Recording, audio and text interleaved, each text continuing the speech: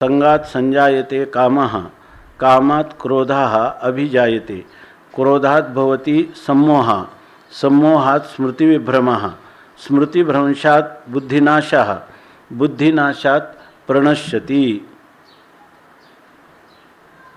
विषयान् ध्यायतः पुंसः तेषु संगाः उपजायते संगात् कामः संजायते कामात् क्रोधः अभिजायते क्रोधात् सम्मोहः भवति सम्मोहात् स्मृतिविभ्रमः स्मृतिभ्रंशात् बुद्धिनाशः बुद्धिनाशात् प्रणश्यति।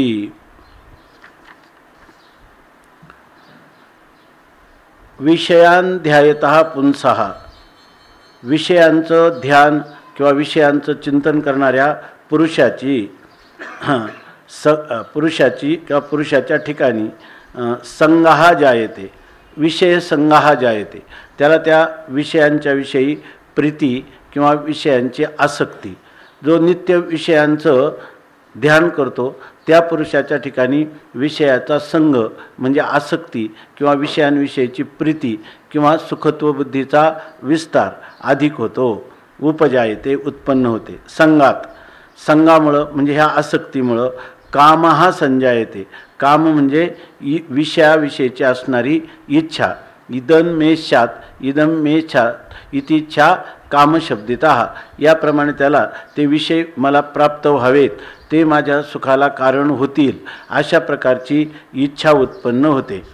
इच्छा उत्पन्न काम उत्पन्न झाल्यानंतर कामात क्रोधः अभिजायते ह्या कामापासून म्हणजे ह्या विषयाची अंतःकरणात तीव्रतर अशी अभिलाषा विषय प्राप्तीविषयी जेव्हा होते त्या कामापासून क्रोध निर्माण होतो म्हणजे कामापासून क्रोध निर्माण होतो म्हणजे कामाच्या अपूर्ततेपासून काम पूर्ण झाला नाही तर त्याविषयी क्रोधात्मिका अशी अंतःकरणाची वृत्ती होते।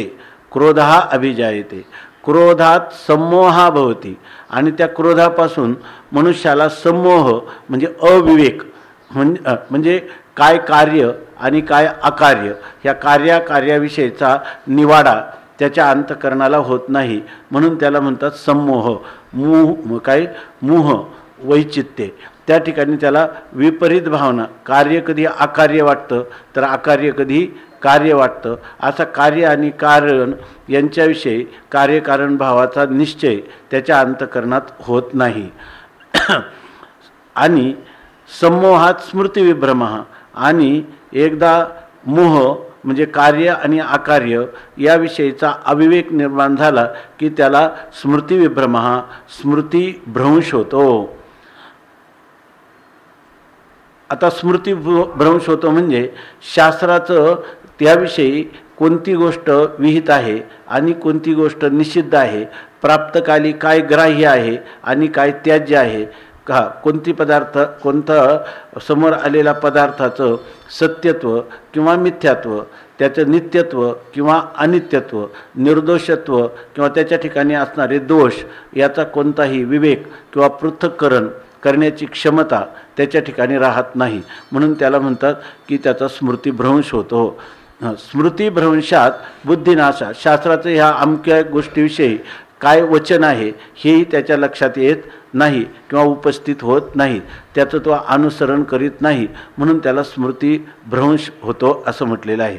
आणि स्मृतिभ्रंशात आणि एकदा त्याला काय ग्राह्य त्याज्य यांचा विवेक लोपल्यामुळं त्याचा स्मृतिभ्रंश झाल्यामुळं त्याला बुद्धिनाशः त्याच्या बुद्धीचाही नाश होतो आणि बुद्धीचा नाश झाला म्हणजेच त्या पुरुषाचा बुद्धिनाशात प्रणश्यती बुद्धीचा नाश झाला म्हणजेच तो पुरुष काय होतो संपूर्णतः नाशालाच प्राप्त होतो असं सांगितलं। म्हणजे पुरुषार्थाचा त्याचा पुरुषाचा नाश होतो म्हणजे काय त्याला कोणत्याही पुरुषार्थ प्राप्तीचा तो योग्य राहत नाही म्हणजे हे धर्म अर्थ काम मोक्ष हे पुरुषार्थ ज्या पुरुषाला बुद्धीचा क्षय होतो किंवा बुद्धीचा ऱ्हास होतो किंवा बुद्धीचा नाश होतो त्या पुरुषाला तो पुरुष नष्ट होतो म्हणजे तरी जिवंत असला तरी त्याला जे पुरुषार्थासाठी योग्यता लागते ती योग्यता त्याच्या अंगात राहत नाही अशा प्रकारे सांगितलं।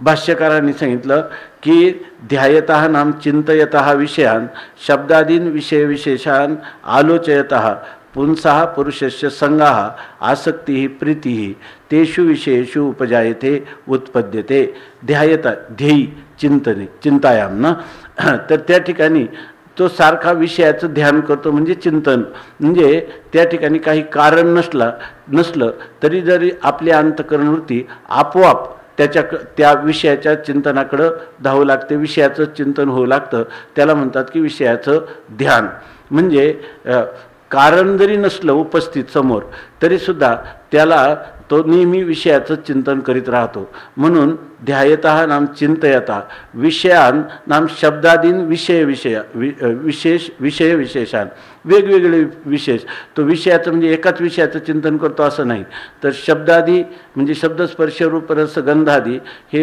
गंध हे पाचही विषयाचं तो वेगवेगळ्या विषयांचं चिंतन करतो हा विषय माझ्या सुखाला कारण होईल तो विषय माझ्या सुखाला कारण होईल अशा प्रकारचं करता करता सारखं त्याचा अंतःकरणवृत्ती ही विषय चिंतनातच रंगून जाते त्या विषय चिंतनात मन रंगलं म्हणजे त्याला विषयाचं ध्यान असं म्हणतात आणि त्याच विषयी विषय विशेषान आलोचयतः आणि ते जे वेगवेगळे विषय असतात त्याच्याच विषयी तो ध्यान चिंतन किंवा त्याचंच आलोचन म्हणजे असं म्हणतात सर्व बाजूनी विषयाचं चिंतन तो करत राहतो विषय प्राप्त कसे होतील सुखाला कारण कसे होतील ते माझ्या जीवनामध्ये मला पूर्ण पुरुषार्थ प्राप्ती करून देतील आणि त्याच्यातच सर्वस्व माझं हित आहे अशा प्रकारचं तो आलोचन करणारा जो पुरुष आहे त्या पुरुषाला इतकं विषयाचं चिंतन केलं की हळूहळू त्या पुरुषस्य संगाः आसक्ती प्रीती तेषु विषयेषु उपजायते नाम उत्पद्यते त्याला आपोआपच त्या विषयांच्या विषयी आसक्ती किंवा अत्यधिक प्रेम त्या विषयांविषयी त्याला उत्पन्न होतं हे जे संगती सांगितलेली भगवंताने आपण म्हणतो ना ते फेडावया काय उणे काय मज पाहता मागील उणे ना ते फेडावया गीतापणे वेदू वेठला भलतेने सेव्य व्हावया मनुष्य जीवनामध्ये जेवढे अनर्थ किंवा जेवढी दुःख मनुष्याला भोगावे लागतात त्याचं मनोविज्ञानात्मक विश्लेषण करणारा हा गीता ग्रंथ आहे किंबहुना हा वेदच आहे पण वेदामध्ये अधिकाराचा प्रसंग आहे तर त्या ठिकाणी सर्वांना हे गीता माऊली नसे जाणे ताने याप्रमाणे सर्व मानव मात्रांना सुलभ आणि मनोविज्ञानाच्या आधारे त्यांच्या दुःखाची आत्यंतिक निवृत्तीचं साधन आणि दुःखाचं प्राप्तीची कारण परंपरा ह्या गीतेमध्ये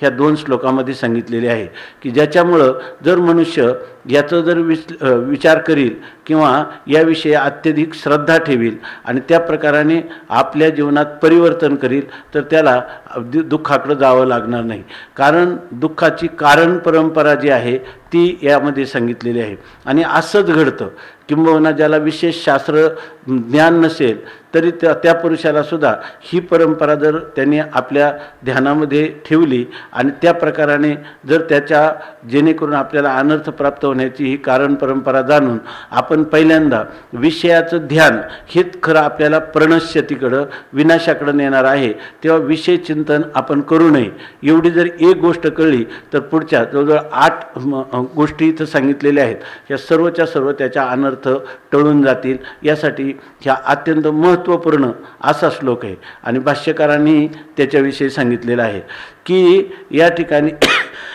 असा जो पुरुष आहे त्यांनी जर विषयाच्या विषयी एकदा प्रेम उत्पन्न झालं की ते प्रेम खरं तर अनिर्वचनीय आहे म्हणजे पूर्वसंस्कारानुरूप त्याच्याविषयी आत्ता केलेला अभ्यास त्या अभ्यासाचे पुन्हा झालेले संस्कार नंतर आपल्या अंतःकरणामध्ये असणारा अविवेक आणि इतर समाजामध्ये राहत असताना इतर लोकांच्या पाहिलेला आचार विचार भावना आणि त्याच्यामध्ये आपण केलेली त्यांच्या सुखाच्या उत्कर्षाची विषय लाभापासून होणारी अनुभूती ही आपला भ्रम असतो आणि त्या भ्रमामुळं पडिली हे रूढी जगा परिचार, चालविती व्यवहार सत्य म्हण, अशा प्रकारचा व्यवहार करत असतात.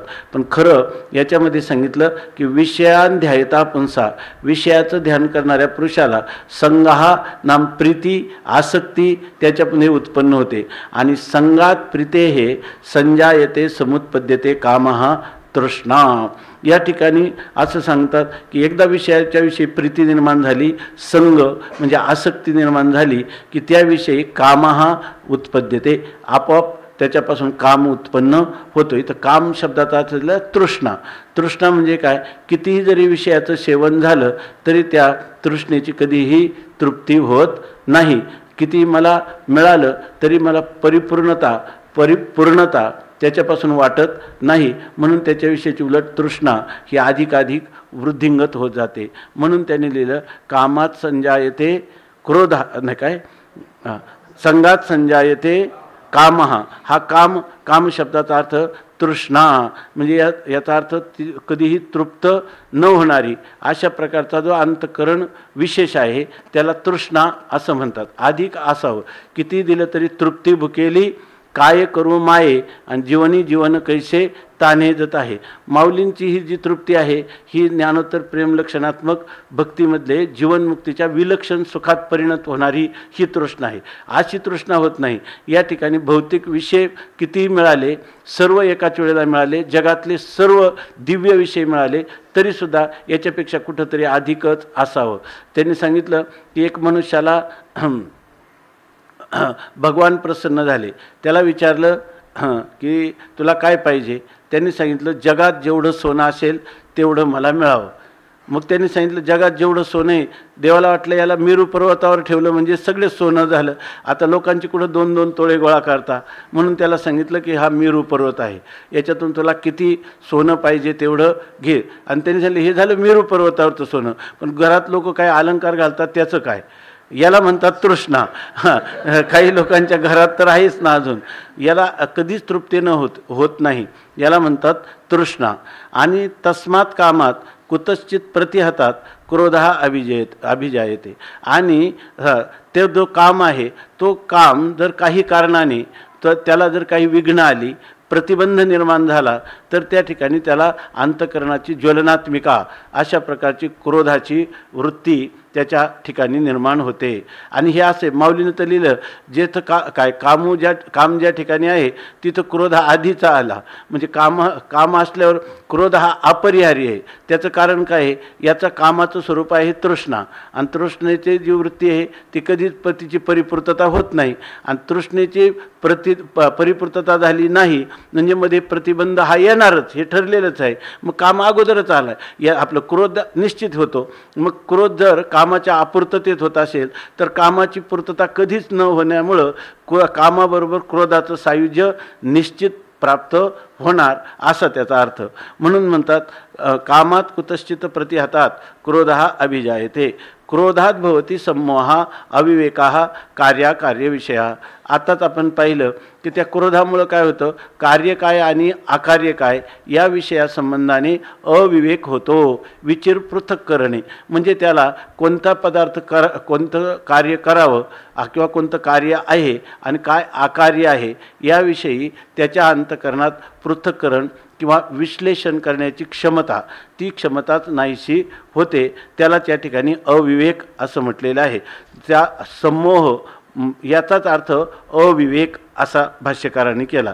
क्रोधो ही सम्मूढासन गुरुम अपि आक्रोशती. आणि एकदा मनुष्य क्रोधाचा प्रभाव असा आहे तर तो ज्या मनुष्याला क्रोध येतो तो मूढतेला प्राप्त होतो. मूढतेला म्हणजे अविवेकाला प्राप्त होतो, विवेकाचा लोप होतो आणि त्यामुळं तो गुरूंच्यावर देखील खेकसतो किंवा त्यांच्याविषयी देखील रागाने त्यांच्या विरुद्ध त्यांचा धिक्कार करतो.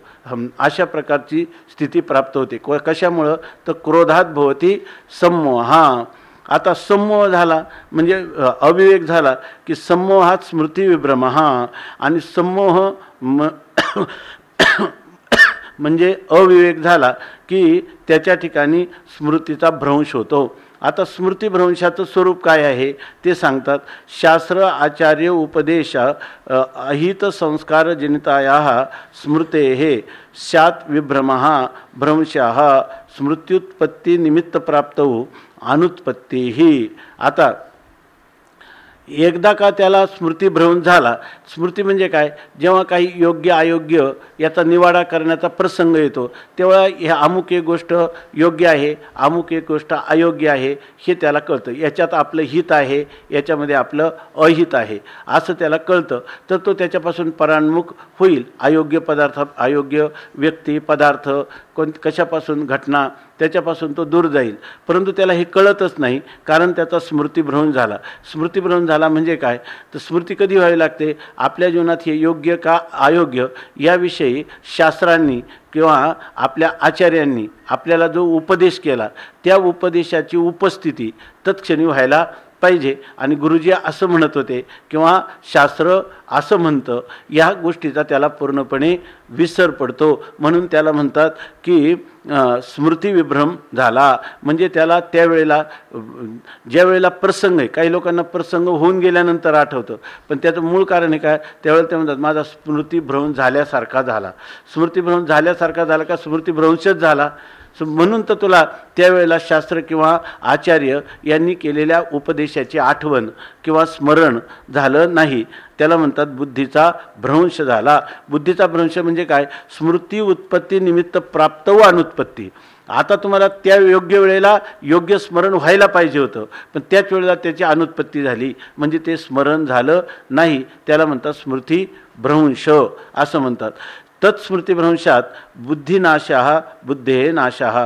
त्या स्मृतिभ्रंश झाला की बुद्धीचा नाश हा ठरलेलाच आहे, बुद्धीचा नाश होतो. आता बुद्धीचा नाश कशाला म्हणायचं, तर कार्याकार्यविषय विवेक अयोग्यता अंतकरणस्य बुद्धेः नाशः उच्यते. म्हणजे कोणती गोष्ट कार्य आहे आणि कोणती गोष्ट अकार्य आहे अशा विषया संबंधाने विवेक करण्याची कायमची अयोग्यता प्राप्त झाली, म्हणजे याला म्हणतात बुद्धीचा किंवा अंतकरणाचा नाश झाला. वास्तविक अंतकरण किंवा बुद्धी अशा पुरुषाच्या शरीरात नाही का, आहे, परंतु तरीसुद्धा त्याच्या बुद्धीचा नाश झाला. कारण बुद्धी जे करते तत्र निश्चयात्मिका बुद्धी, बुद्धीचं कार्य निश्चय करणं, अमुक एक गोष्ट योग्य किंवा अयोग्य, आणि तो निवाडा त्याला होत नसेल तर त्या ठिकाणी त्याचा बुद्धीचा नाशच म्हटला जातो. म्हणून म्हणतात कार्याकार्यविषय विवेक अयोग्यता अंतकरणस्य नाम बुद्धेः नाशः उच्यते. आणि बुद्धिनाशात प्रणश्यती. आणि त्या ठिकाणी त्याला काय होतं, बुद्धीचा नाश झाल्यामुळं तो प्रणश्यती म्हणजे प्रकर्षेन नश्यती, त्याचा परिपूर्ण नाशच होतो. आता बुद्धीचा नाश होतो म्हणजे काय, आपलं त्या पुरुषाचा नाश होतो. बुद्धिनाशात पुरुषः प्रणश्यती, तो पुरुष पूर्णपणे नष्ट होतो. आता पुरुष कसा काय नष्ट होतो, या ठिकाणी पुरुष शब्दाने पुरुषो शेते इति पुरुषः, म्हणजे या ठिकाणी पुरुष शब्दाने पुरुष म्हणजे पुल्लिंगवाचक असणारा जो पुरुष तो या ठिकाणी अर्थ नाही. म्हणजे हा जीवात्मा जो आहे त्या जीवात्म्याचा नाश होतो. त्याच्यामध्ये स्त्री आणि पुरुष हे सगळ्यांच्या, पुरुष का, ज्याच्या ठिकाणी पुरुषार्थ प्राप्तीची योग्यता आहे त्याला पुरुष असं म्हटलं जातं. हे धर्म अर्थ काम आणि मोक्ष हे चतुर्विध पुरुषार्थाचे अधिकारी स्त्री पण आहे आणि पुरुष पण आहे का नाही, ते दोघंही याचे अधिकारी आहेत. म्हणून या ठिकाणी पुरुष जरी म्हटलं असलं तरी त्या ठिकाणी स्त्री पण येते. म्हणून हे सांगतात तावदेव हे पुरुषा, म्हणजे इथं तुम्ही म्हणाले फक्त पुरुषाचाच उपदेश चालला आहे असं नाही, पुरुष आणि स्त्री या दोघांसाठी आहे. तर त्याला पुरुष म्हणतात. तावदेव हे पुरुषा, तोपर्यंत तो खऱ्या अर्थाने पुरुष म्हटला जातो. यावत अंतकरणम तदीयम कार्याकार्य विवेक योग्यम, जोपर्यंत त्याचा अंतकरण, जर पुरुष कधी म्हणायचं त्याला काय करावं आणि काय करू नये याविषयीचा विवेक करण्याची योग्यता जोपर्यंत त्याच्या अंतकरणात आहे तोपर्यंतच त्याला पुरुष असं म्हटलं जातं. म्हणजे पुरुषार्थ काय, पुरुषांनी ज्याची इच्छा करावी असा पुरुषार्थ, त्या पुरुषार्थ कसा प्राप्त करावा, अगदी धर्म अर्थ काम आणि मोक्ष यामध्ये खरे ते हे तीन पुरुषार्थच नाही. खरा पुरुषार्थ फक्त मोक्ष हाच परमपुरुषार्थ आहे.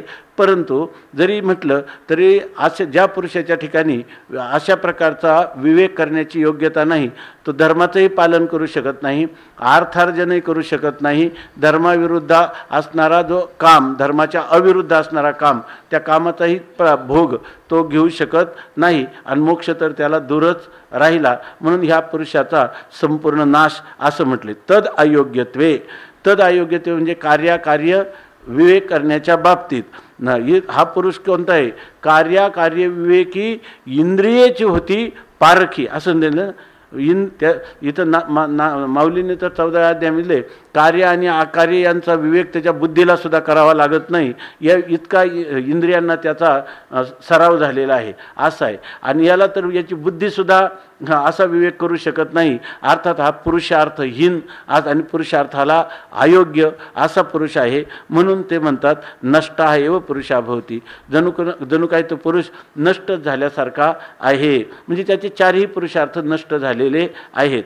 आता तस्या अंतकरणस्य बुद्धे नाशात, म्हणून त्या अंतकरणाच्या किंवा बुद्धीचा नाश झाला की तो प्रणश्यती नाम पुरुषार्थ अयोग्य भवती इत्यर्थ.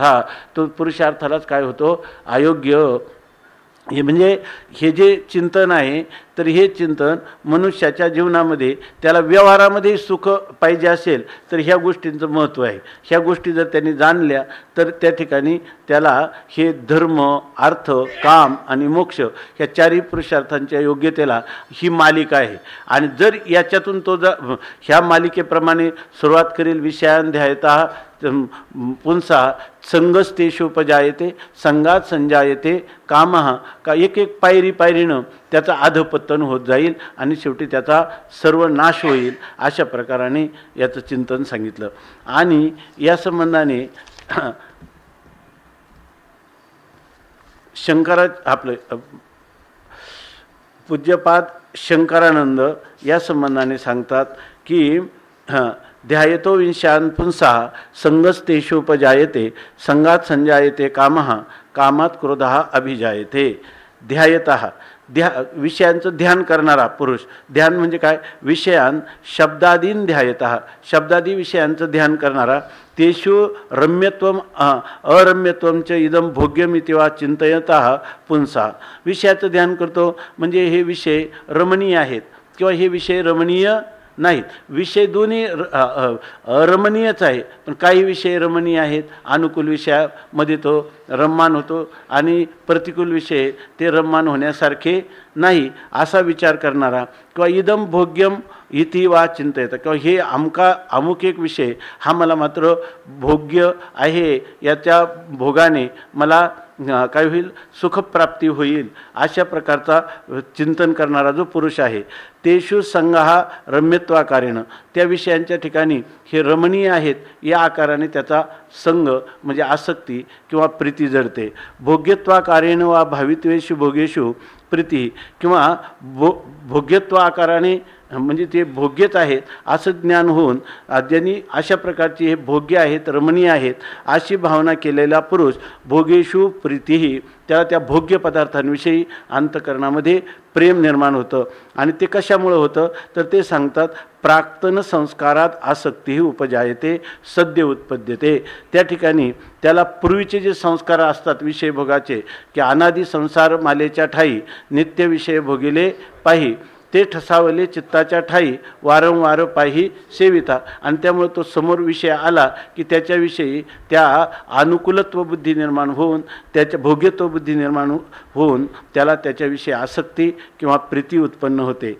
संगात प्रीत्या तत्र मम अमुना भवितव्यम इति कामः भोगेच्छा वेगाः सम्यक जायते. आणि एकदा त्या विषयाच्या विषयी त्याला संग नाम आसक्ती किंवा प्रीती उत्पन्न झाली की अमुना भवितव्यम, हा विषय मला असलाच पाहिजे, हा विषय माझ्या अंकित होऊन मला जसं वाटेल त्याप्रमाणे भोग्य विषय मला प्राप्त झालाच पाहिजे. अशा प्रकारच्या भोगाच्या इच्छेचा किंवा कामनेचा त्या ठिकाणी कामनेचा वेग वृद्धिंगत होतो. म्हणजे हा विषय असलाच पाहिजे, हा जर मला माझ्या म्हणजे परमप्रेमास्पद असणारा विषय जर प्राप्त झाला नाही तर माझ्या जीवनात काहीच अर्थ नाही, असा हा भोग झालाच पाहिजे अशा प्रकारचा इच्छेचा आवेग त्याच्या अंतःकरणात उत्पन्न होतो. ग्रस्ता येणं अभोग्यमपि कलंजादी. आणि एकदा काम उत्पन्न झाला म्हणजे तीव्रतर इच्छा अभिलाष त्या भोग्य विषयाचा उत्पन्न झाला की अशा वेळेला जरी तो विषय शास्त्रीयदृष्ट्या अभोग्य असला, भोग कर उदाहरणार्थ कलंजादी मांसाशन आहे आणि त्याला मांस आशनाची इच्छा झाली तर त्यावेळेला ही जरी निषिद्ध विषय असला तरी त्या वेगभरामध्ये त्या ठिकाणी तो स्त्रैण हा भगिनी दिवा किंवा एखादा स्त्रैण कामलंपट पुरुष असला आणि त्याला स्त्रीभोगाची इच्छा झाली तरी त्याला भगिन्या दिवा, भगिनी ही त्यासाठी निषिद्ध आहे भोग्य म्हणून, तरीसुद्धा भोग्यत्व बुद्ध्या भोगतुम त्वरयते पुरुषा. तो पुरुष ती केवळ भोग्यच आहे, त्या ठिकाणी विधी आणि निषेध याचा कोणताही विचार न करता भोगतुम त्वरयते, तो विषयाचा भोग घेण्यासाठी तो घाई करतो, म्हणजे त्वरेने त्या ठिकाणी प्रवृत्त होतो. कामाद्येन केनापि प्रतिबंधेन हातात क्रोधः अभिजायते. आणि कामादी येन केनापि प्रतिबंधेन, आता असं आहे की काम जर असेल तर विषयाची इच्छा झाली म्हणजे त्याचा भोग आपल्याला होईलच असं नाही, कारण त्याच्यामध्ये प्रारब्धादी किंवा आपले प्रमादादी अनेक प्रकारचे प्रतिबंध असू शकतात. आणि त्या प्रतिबंधामुळं कोणत्याही प्रकाराने जर आपल्याला त्या भोग्य विषयाचा भोग घेण्यामध्ये काही प्रतिबंध निर्माण झाला तर क्रोधा अभिजायते. त्याच्या अंतःकरणाची वृत्ती ही द्वेषात्मिका किंवा ज्वलनात्मिका मत्सरात्मक अशी वृत्ती होते. त्यालाच आपण क्रोध असं म्हणतात आणि तो क्रोध उत्पन्न होतो. परवशीकृतात्मनः परापकार करण हेतू बुद्धिविशेषः क्रोधः.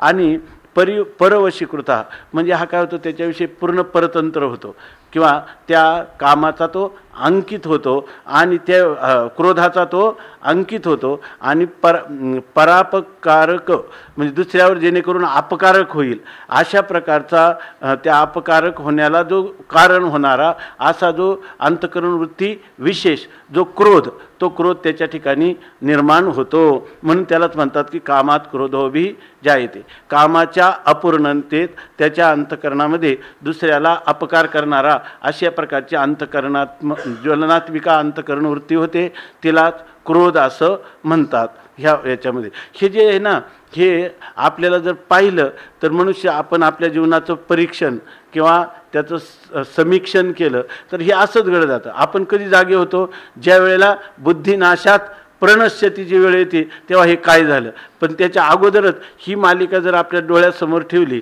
बाकीचे समजा विश्वरूपाचं दर्शन आहे, वेदांताचे श्लोक आहे, पण त्या श्लोका इतकाच हा महत्त्वाचा श्लोक आहे की कुठल्या व्यवहारापासून तर वेदांत शिकणाऱ्यापर्यंत या ठिकाणी हे मनोविज्ञानाचं जे भगवंतांनी केलेलं वर्णन आहे आणि भाष्यकार शंकरानंद, मधुसूदन सरस्वती, ज्ञानोबा राय यांनी केलेलं जे विवेचन आहे, हे नुसतं डोळ्यापुढं असलं तरी माणसाला निश्चित दररोज शांत झोपेची कला तरी अवगत होईल. शांत झोपेची, बाकीचं नाही काही झालं तरी काही त्याला वाटणार नाही झोपताना कोणत्या प्रकारचं, असं लिहिलं. आता क्रोधात भवती सम्मोहा स्मृतिविभ्रमः स्मृतिभ्रंशात बुद्धिनाशो बुद्धिनाशात प्रणश्यती. क्रोधात सम्मोहा वैचित्यम कार्याकार्य विवेकशून्यता जायते. आणि त्या क्रोधापासून त्याला काय होतो, सम्मोह होतो.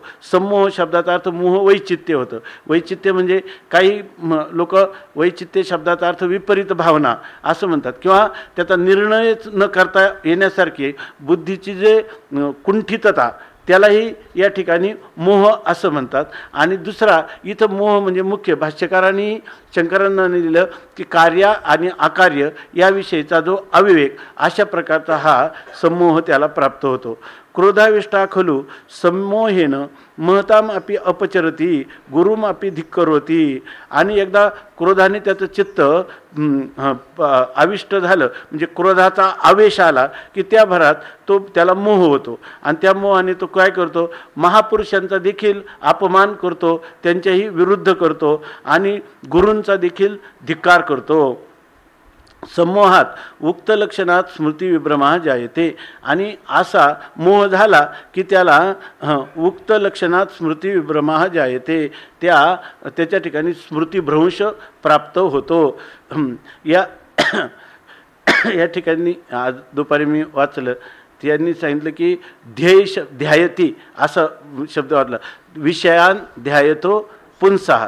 ध्येय धातूचं ते याचा अर्थ त्यांनी सांगितलं, इथं अर्थ जो आहे ध्यान करणं म्हणजे अनुस्मरण करणं. कारण पुढं स्मृतिभ्रंश होतो ना, स्मृतिभ्रंशात.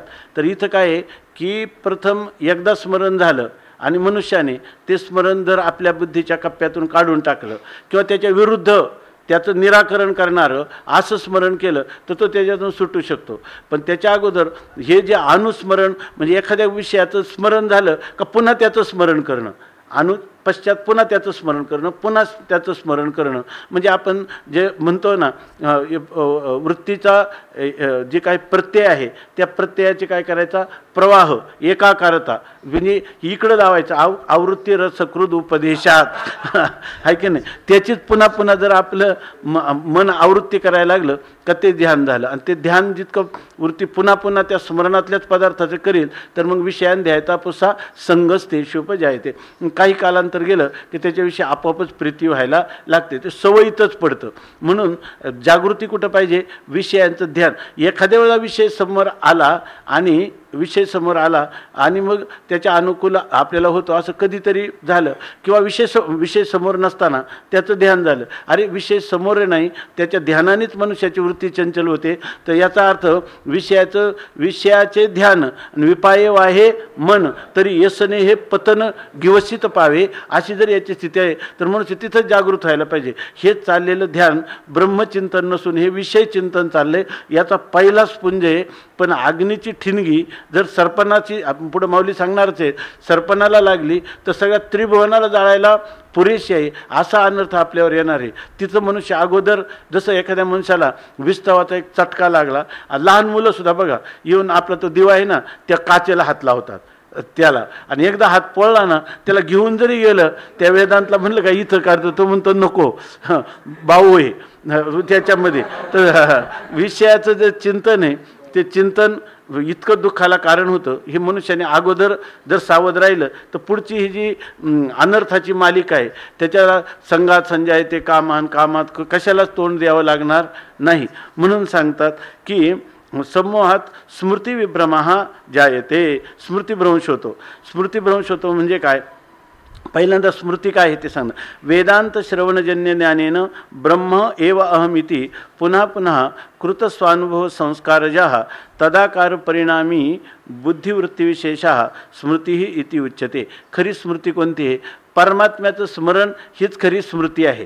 परंतु ते म्हणतात की वेदांत श्रवणजन्य जे ज्ञान आहे त्या ज्ञानाने काय झाले, ब्रह्म एव अहम, मी ब्रह्मच आहे असं पुन्हा पुन्हा कृतस्वानुभव संस्कार ज्या असं मी अहम ब्रह्मास्मी, ब्रह्म अहम अस्मी, अशा प्रकारचं जे ओतप्रोत चिंतन किंवा निधिध्यासन त्याच्यापासून उत्पन्न झालेला जो संस्कार आणि तदाकार परिणामी बुद्धिवृत्ती विशेषः, आणि त्या तदाकार वृत्ती झाल्यामुळं ब्रह्माकार वृत्तीमुळं उत्पन्न झालेली जो वृत्तीविशेष आहे अहम ब्रह्मास्मी असा, त्यालाच खरं काय म्हणतात स्मृती. आपण हे मी ब्रह्म आहेत, काही लोक तर असं म्हणतात की ब्रह्माचं फक्त स्मृती ज्ञानच करायचे, ब्रह्म आपणच आहोत, फक्त त्याचं काय करायचे स्मरण. असे एक ओवी पण आहे ज्ञानेश्वरीमध्ये की मनोनी पडिला विसरू आत्मबोधाचा, दे प्राणिया कामी भरू देहाची वरी आदरू म्हणून पडिला विसरू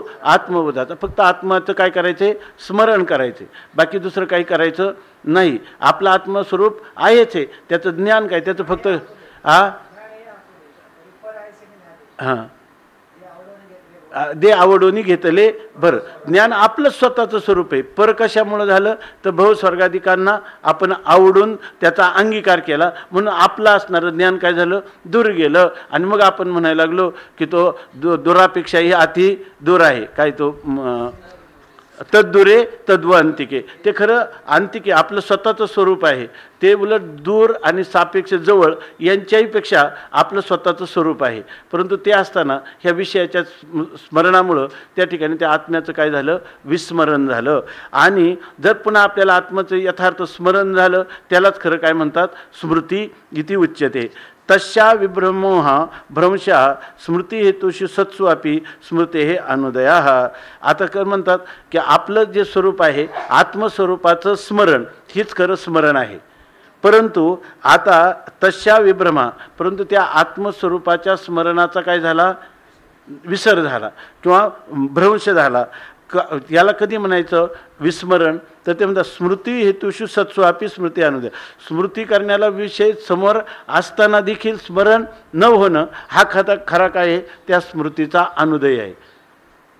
याचा अर्थ खरं जर पाहिलं तर जे जे दृष्टी दिसे ते ते हरिरूप अशी स्थिती आहे. आपल्याला जगत दिसले आणि बिघडलं, जगत आपल्याला दिसतं, सत्यत्व वाटतं, भोग्य वाटतं, आहे की नाही, आणि त्याच्याकडे प्रवृत्त होतो. आणि त्यालाही जरी विषय दिसले तर त्याला विषय त्यांनी लिहिलं ना, जो आपण पे नाही दिठे तयाशीच विषय हे गोमटे आवडती. ज्याला आत्मदृष्टी नाही त्याला काय दिसतं, विषय, आणि ते विषय काय आहेत, अनुकूल विषय आपल्या सुखाला कारण होतील असं वाटतं. मग त्या विषयाचं चिंतन करतो, ध्यान करतो, त्याच्याविषयी प्रेम उत्पन्न करतो, संग करतो, त्याच्यानंतर त्याच्या संघात काम उत्पन्न होतो, क्रोध उत्पन्न होतं, प्रणश्यतीपर्यंत जातो. आणि जो ज्ञानवान पुरुष आहे ज्याला आत्मस्वरूपाची स्मृती, तो काय म्हणतो, हे जे विषय दिसतात ते विषय नसून इथं त्याला काय दिसतं, विषयोपहित चैतन्य.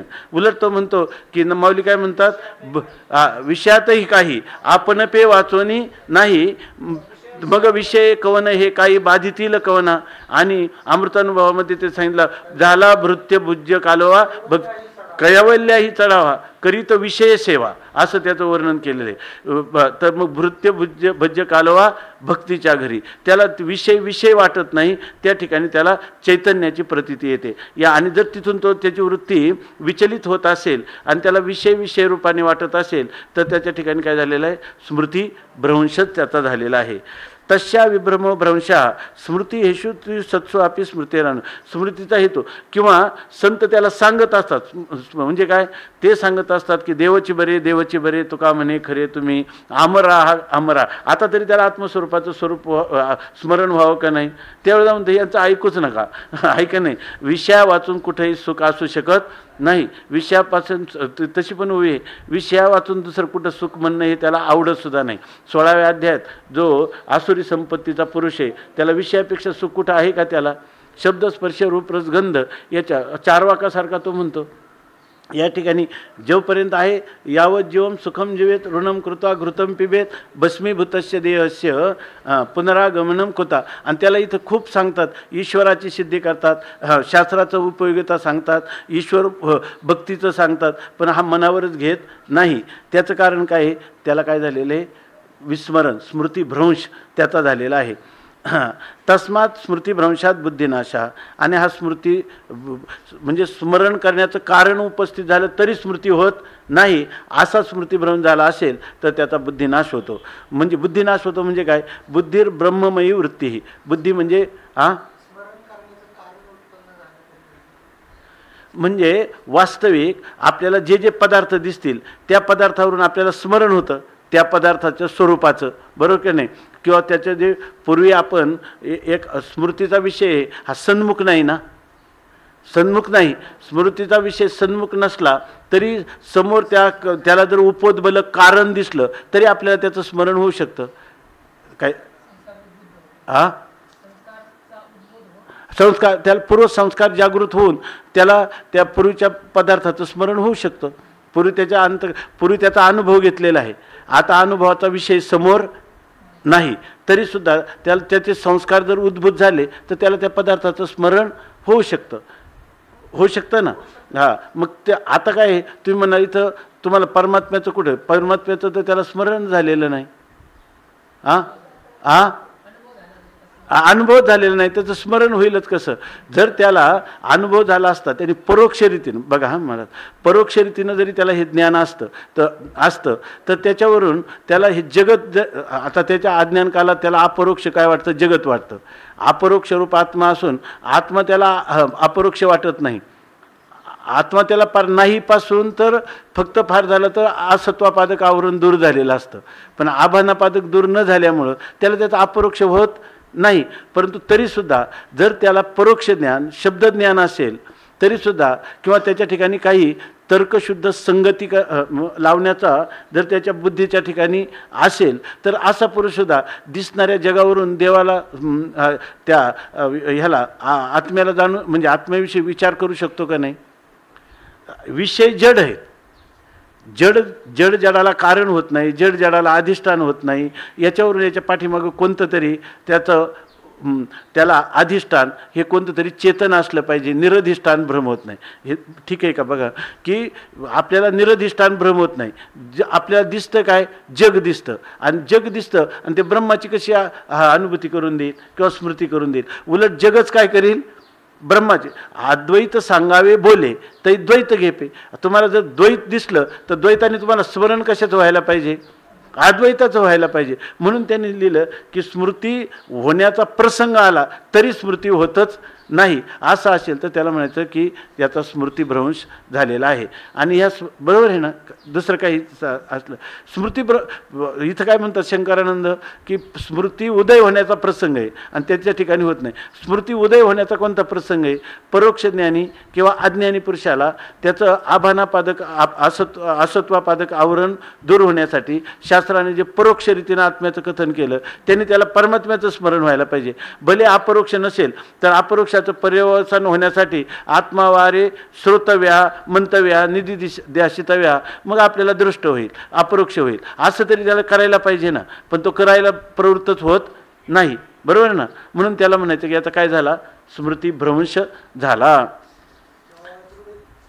हा काही घ्या तुम्ही, आदृढ अपरोक्ष घ्या, आदृढ अपरोक्ष घ्या, परोक्ष घ्या, शब्दज्ञान घ्या, तर्कानी घ्या. ऐके नाही, तर्काने सुद्धा ईश्वराची सिद्धी होईल काय किंवा तर्काने सुद्धा ज्या ठिकाणी मनुष्य ह्या शास्त्रात वेदांत शास्त्रावर श्रद्धा ठेवली पाहिजे. धर्म आणि ब्रह्म यांचं ज्ञान आपल्याला शास्त्रा वाचून होऊ शकत नाही. असं जरी झालं तर याला स्मृतीचा उदय होईल का नाही? याचा स्मृतिभ्रंश होणार नाही. पण हा कुठंच टिकत नाही. असा जो पुरुष आहे त्याची ही गती एका पुढची एक दुर्गतीला अधोगतीला तो प्राप्त होत जातो. म्हणून सांगतात की ही जी ब्रह्ममय वृत्ती तशा स्वविषयक स्वविषयक स्मृती विनाशात नाशाभवती. त्याला काय झालेलं आहे? ब्रह्ममय वृत्ती आहे, अहम ब्रह्मास्मी, ह्या स्वविषयक स्मृती नाशात स्वविषयक स्मृती विनाशात आपल्याला आत्मस्वरूपाच्या स्मृतीचा काय झालेला आहे? त्याचा विनाश झाला. म्हणजे मी कोण आहे याचंच त्याला स्मरण राहिलेलं नाही. म्हणून ह्या पुरुषाचा काय आहे? विनाशाभवती, त्याचा सर्व नाशच त्याचा झालेला आहे.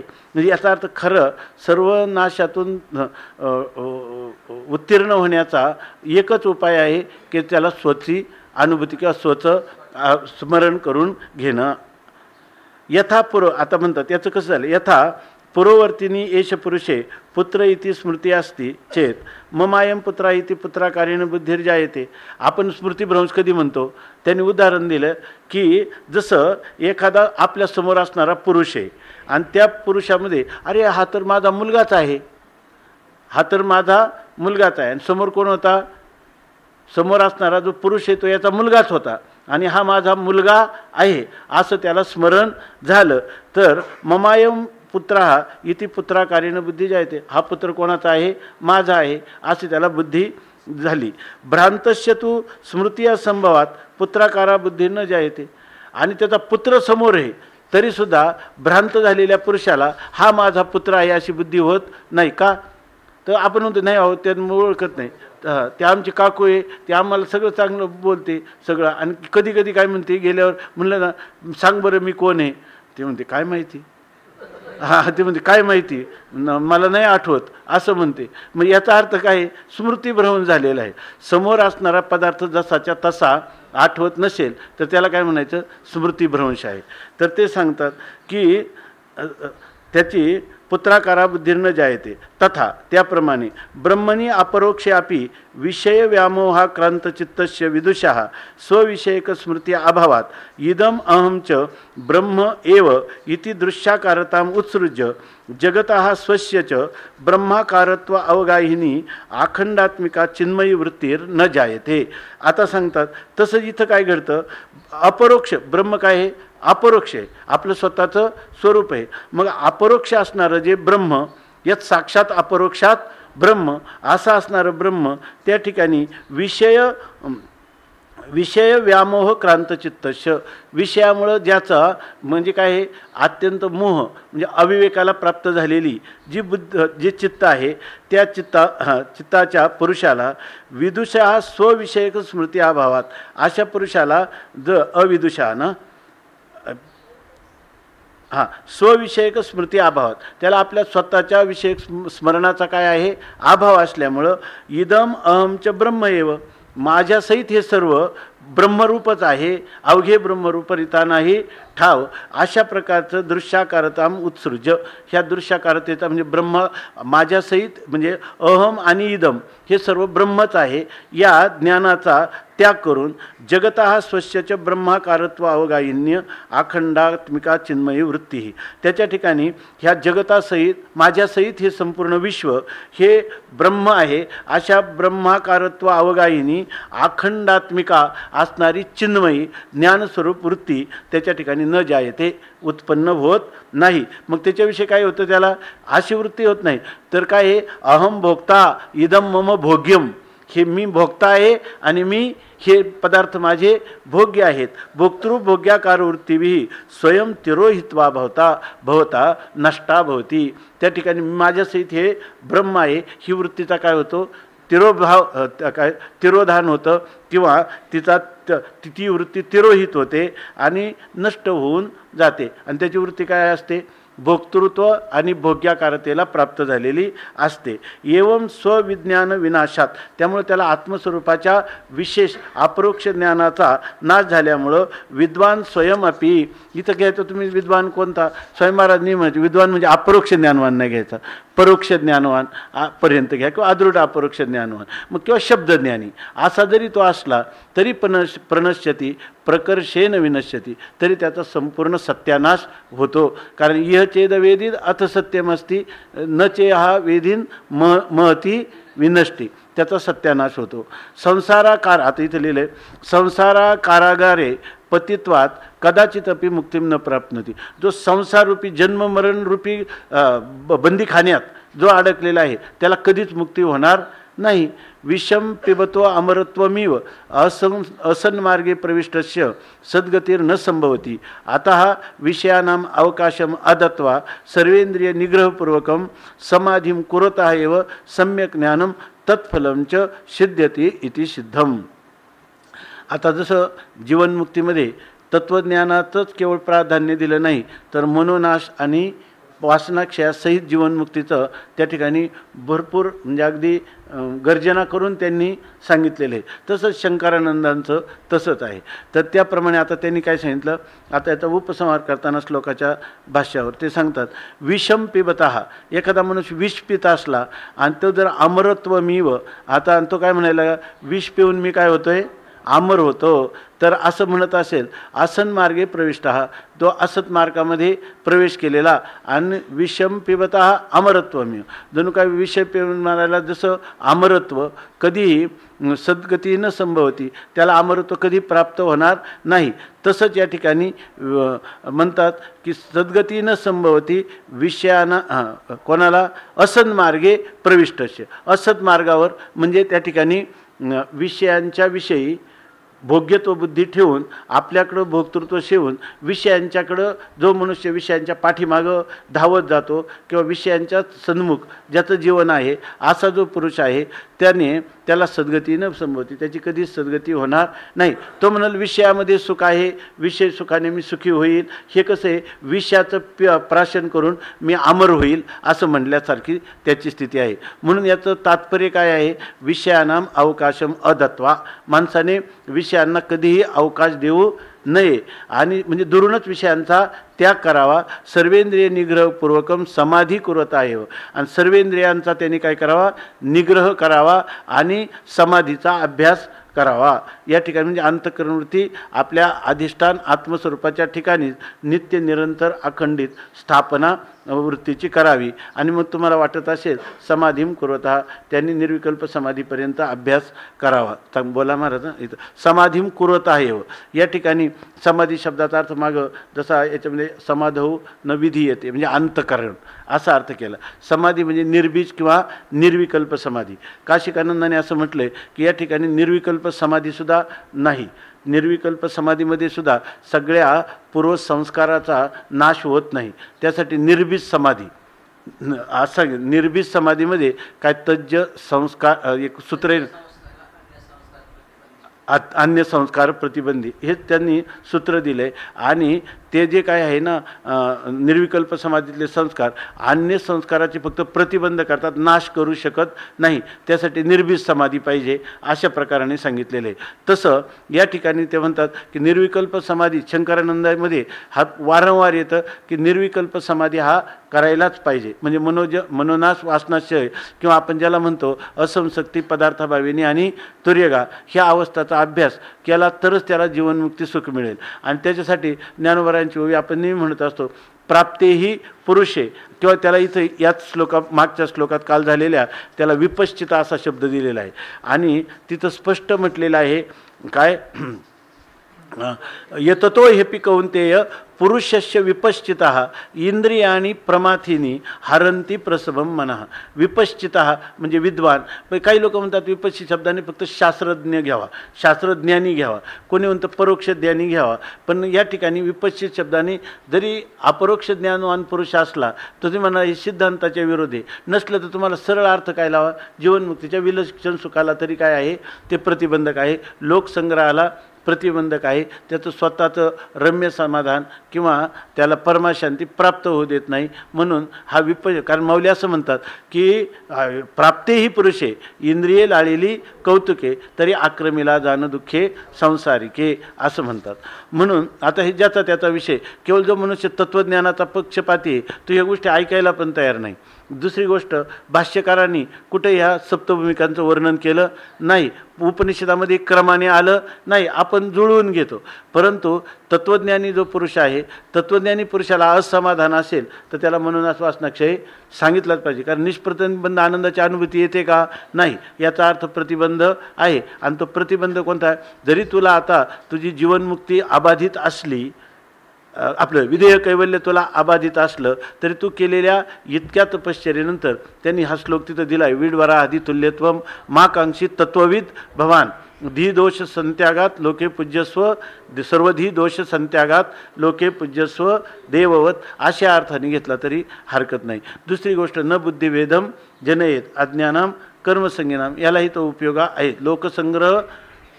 लोकसंग्रह मेवापी संपश्यन करतो महर्षी योग वाशिष्ठामध्ये हे काही वेदांताचा इतका अत्युच्च कोटीचा ग्रंथ त्याच्यामध्ये ह्या सप्तभूमिका दिलेल्याच आहेत. म्हणून शंकरानंद म्हणतात की समाधीम कुर्वन, त्यांनी समाधीचा अभ्यास करणारा कुर्वतः एव सम्यक ज्ञानम तत्फलंच लभ्यते, त्यालाच खऱ्या अर्थाने तत्वज्ञान आणि त्या ज्ञानाचं फल अशा पुरुषाला, म्हणजे याचा अर्थ ज्ञानोत्तर जर तो पुरुष ह्या प्रतिबंधाच्या निवृत्तीची साधनं करील तरच त्याला खरे ज्ञानाचं फल अनुभवायला मिळतं. सिद्ध्यती इति सिद्धम असं सिद्ध झालं असं सांगितलं. आता आपण भगवान माऊली या संबंधाने सांगतात. आता आपण थोडंसं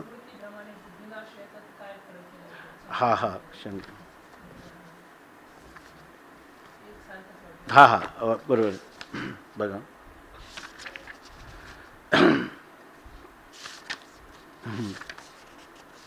कुठपर्यंत ठीक आहे, स्मृतिभ्रंशापर्यंत ठीक आहे. बघा, तस्मात बुद्धिभ्रंशात बुद्धिनाशः, स्मृतिभ्रंशात बुद्धिनाशः, बुद्धी नाम ब्रह्ममयी वृत्ती, बुद्धी ब्रह्ममयी वृत्ती. बुद्धीचा नाश म्हणजे काय आहे, ब्रह्ममय वृत्तीचा नाश म्हणजे ब्रह्माकार. हां हां बघा स्वानुभव संस्कारजा तदाकार परिणामी बुद्धिवृत्तीविशेषा स्मृती इति उच्यते. ती कोणती? वेदांत सर्वजन्य ज्ञानेन ब्रह्म एव अहम इति पुन्हा पुन्हा कृत स्वानुभव संस्कारजा तदाकार परिणामी बुद्धिवृत्तीविशेषा स्मृती इति उच्यते. मी माझ्यासहित हे सर्व ब्रह्म आहे अशा प्रकारची जी वृत्ती आहे तिला स्मृती असं इथं म्हटलेलं आहे. ठीक, पुढचं वाचता. तस्या विभ्रमा हा भ्रंशा, आणि त्या बुद्धीचा भ्रंश, विभ्रम म्हणजे भ्रंश, तो स्मृती हेतुषु, तो भ्रंश म्हणजे काय तर स्मृती हेतुषु सत्स्वापी स्मृतेर अनुदय. स्मृतीचे हेतू समोर असले बरोबर ना तरीसुद्धा ते स्मृती न होणं याला म्हणायचं स्मृती भ्रंश. आता तस्मात स्मृतिभ्रंशात, आणि अशा प्रकारचा स्मृतिभ्रंश झाला म्हणजे बुद्धिनाश होतो. बुद्धिनाश होतो म्हणजे काय तर बुद्धिनाश म्हणजे बुद्धीर ब्रह्ममयी वृत्ती ही, आणि तशा स्वविषयक स्मृतिविनाशात. बुद्धी म्हणजे कोणती?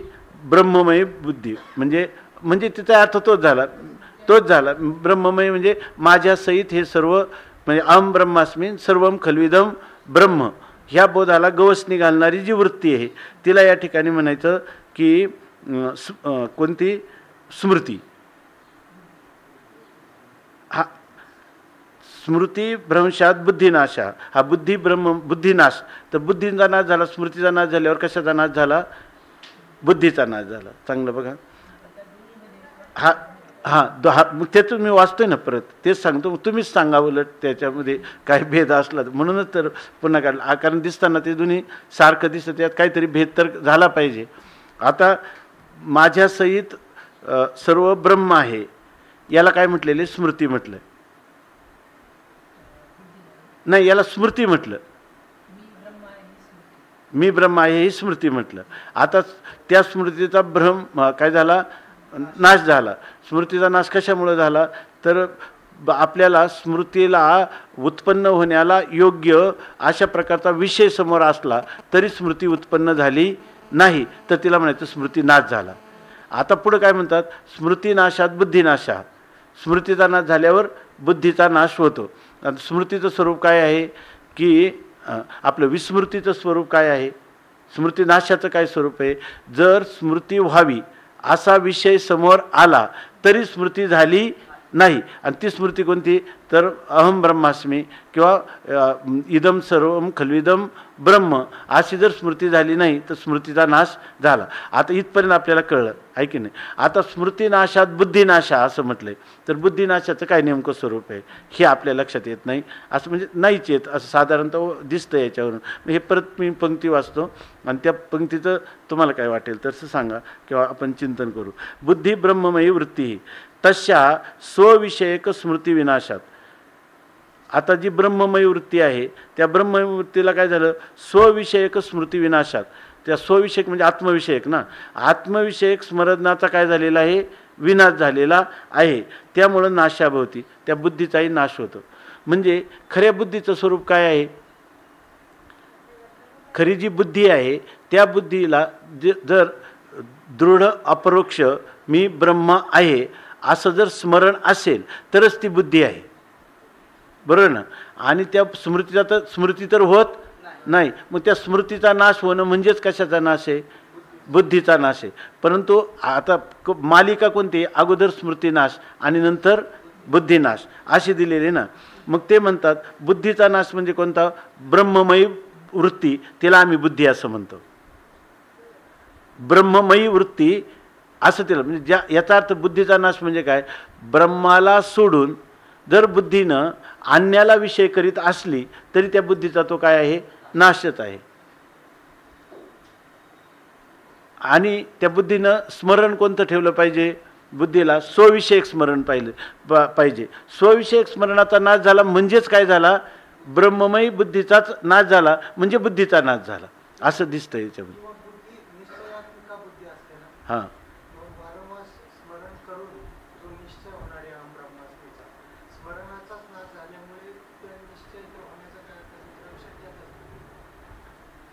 स्मरणाचा आणि बुद्धीचा काय संबंध सांगता येईल? हा आहे. हां आता ते वारंवार जे अहम ब्रह्मास्मी त्या कारण जे स्मरण होतंय त्यालाच तुम्ही स्मृतिचारच म्हटले ना. वारंवार स्मरण होऊन त्याचा नंतर जे निश्चयामध्ये त्याचं परिवर्तन होणार. नाही, स्मरण करणारी जी वृत्ती आहे ती बुद्धीची आहे का चित्ताची आहे का अहंकाराची आहे का ती याची संकल्प विकल्पात मग मनाची आहे? बुद्धीचीच मानावं लागेल, आहे की नाही? मग ती बुद्धीला जर स्मृतीचा विषय समोर येऊनही स्मरण होत नसेल, याचाच अर्थ त्या बुद्धीचा काय झाला आहे, निश्चय करण्याचं सामर्थ्यच गेलेलं आहे.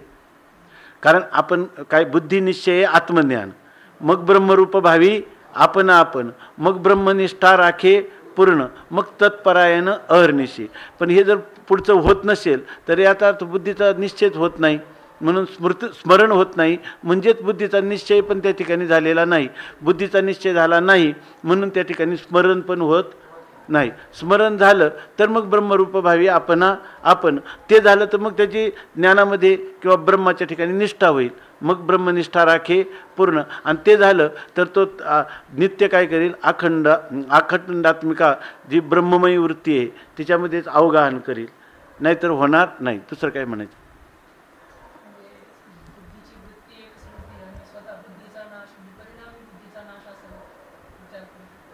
नाही, परिणामी बुद्धीचा नाश असं नाही म्हणतात, असं नाही होऊ शकत. असं आणि असा आशय असणं शक्य नाही.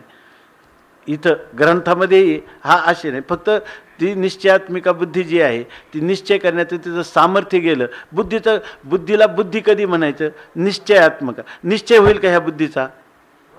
होणारच नाही. बरं, निश्चय जर झाला नाही तर त्याला स्मरण होईल का? बरं, स्मरण होत नसेल तर फलबल कल्पित म्हणायचं ना त्याला.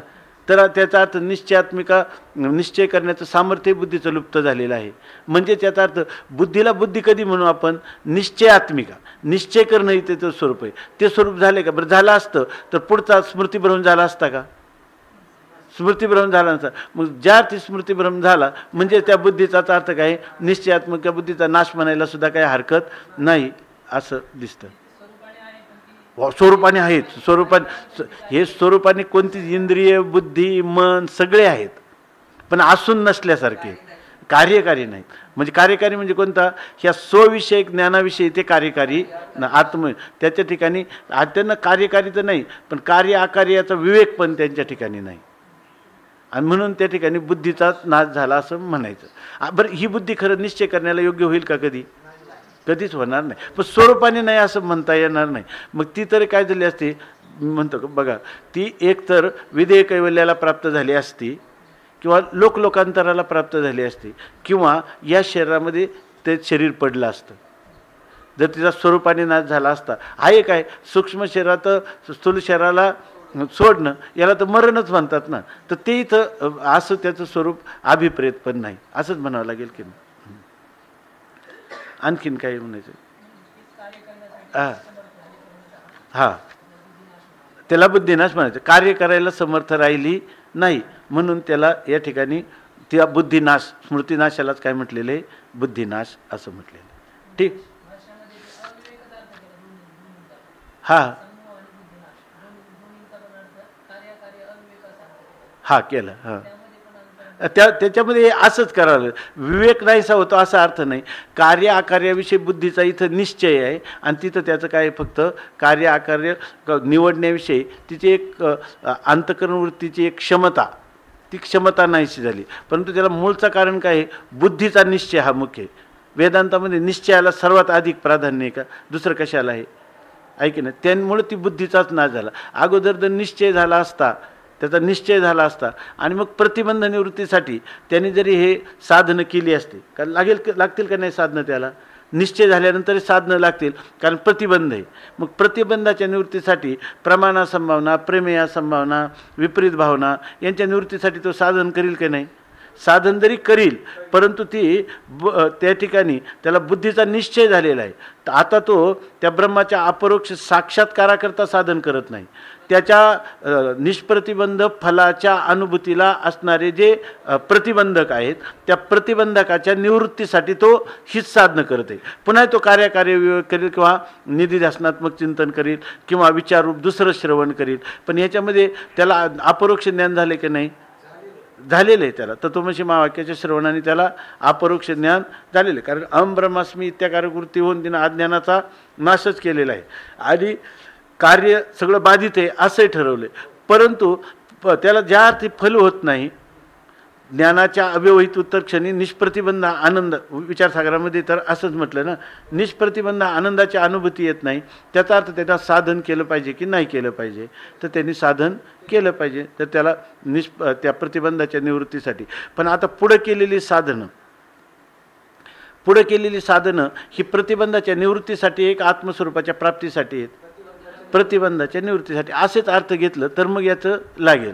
आता इथं फक्त प्रश्न एवढाच येतोय शंकरानंदीमध्ये का त्यांनी म्हणतं का समाधीचा केलाच पाहिजे. तर याच्यामध्ये बाकीचे जे ह्या पक्षातले लोक आहे की काना वचनाचे भेटी सरिसाची पैकिरीटी वस्तू होणी उठी कवनू एक जो, असा जो पुरुष असेल त्याला हे साधनांची अपेक्षा आहे का? म्हणून असा निवासनाक्षयाचा अभ्यास केलाच पाहिजे. स्वामी महाराज म्हणायचे केला पाहिजे. जीवनमुक्तीच्या विलक्षण सुखाचं साधन एवढं ठीक आहे, पण त्याला चव वापरू नका. एवकाराने त्याचं समर्थन तुम्ही करू नका.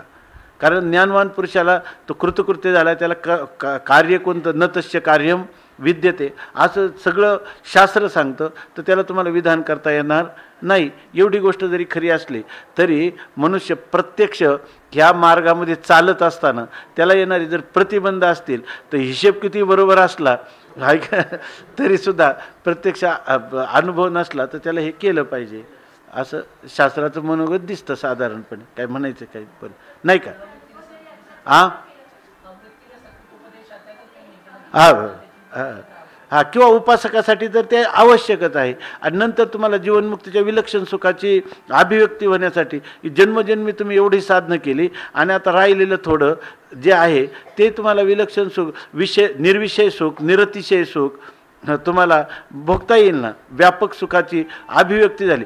तो बरं किती अभिव्यक्ती झाली सुखाची तर तुम्हाला अभिव्यक्त होणारं सुख हे माझं स्वरूप कधीतरी वाटणार आहे का तुम्हाला? आता अभिव्यक्त झालेलं वृत्तीमध्ये झालेलं सुख हेच माझं स्वरूप आहे तुम्हाला वाटेल का? याचं मूलभूत स्रोत ते माझं स्वरूप आहे.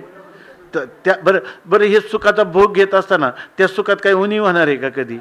आणि उलट जर तसं केलं नाही तर उलट काय होईल? अभिव्यक्त सुख तुम्हाला होणार नाही, त्या सुखाची अभिव्यक्ती होणार नाही. अर्थात त्याच्या मूलभूत स्रोताचं जे सुख आहे ते सुख तुम्हाला चांगलं घेता येणार नाही. बरोबर आहे की नाही?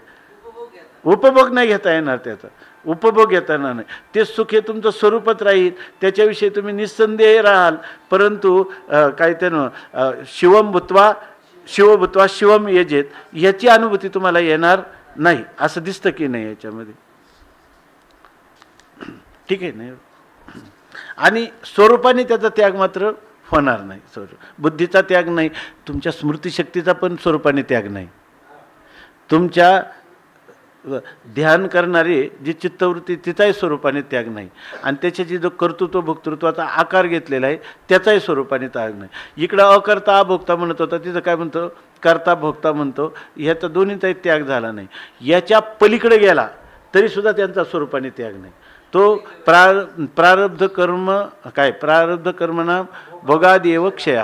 भोगाने त्या ठिकाणी त्यांचा म्हणजे जो काही स्वरूपाने क्षय होईल तो कधी होईल? त्यांचा फक्त विधेय कैवल्यातच होईल, तोपर्यंत होणार नाही. जीवनमुक्तीमध्ये त्याचा स्वरूपाने नाश अभिप्रेतही नाही, होऊ शकत नाही दोन्ही पण. आता भगवान माऊली या ओव्यांवर जे चिंतन करतात ते उद्या पाहू. पुंडलिक वरदा हरी विठ्ठल श्री ज्ञानदेव तथा